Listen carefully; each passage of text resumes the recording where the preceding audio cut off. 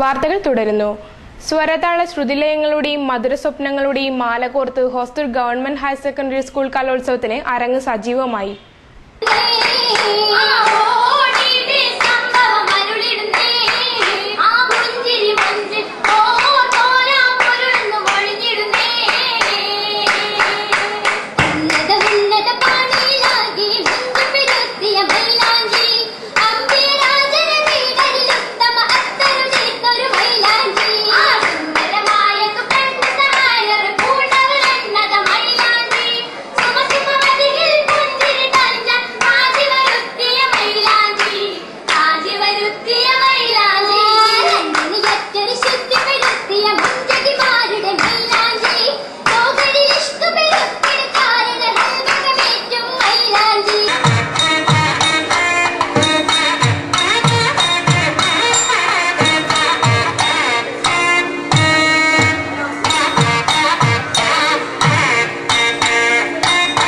ഹോസ്ദുർഗ് ഉപജില്ലാ സ്കൂൾ കലോത്സവത്തിലെ മത്സര ഇനങ്ങൾ ആരംഭിക്കാൻ വളരെ വൈകിയത് മത്സരാർത്ഥികളായ കുട്ടികളെ ഏറെ വലച്ചു. ഇന്നലെ വൈകുന്നേരം 3 മണിക്ക് ആരംഭിക്കേണ്ടിയിരുന്ന ഒപ്പന മത്സരം തുടങ്ങിയത് രാത്രി 8 മണിക്കാണ്.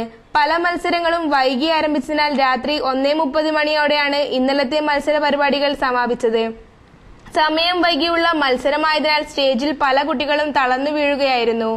അതുപോലെ തന്നെ കുട്ടികൾക്ക് ആത്മവിശ്വാസത്തോടെ മത്സരിക്കാനുള്ള സാഹചര്യം സ്കൂൾ അധികൃതരും സംഘാടക സമിതിയിൽപ്പെട്ട ചിലരും ഒരുക്കാതിരുന്നതും വിമർശനത്തിന് കാരണമായി.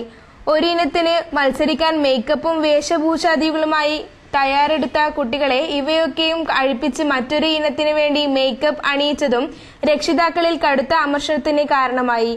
മത്സരത്തിലെ ചെറിയ പിഴവുകൾ പോലും ചൂണ്ടിക്കാണിച്ച് ചില അധ്യാപകന്മാർ കുട്ടികളോട് കയർക്കുന്നതും കാണാമായിരുന്നു.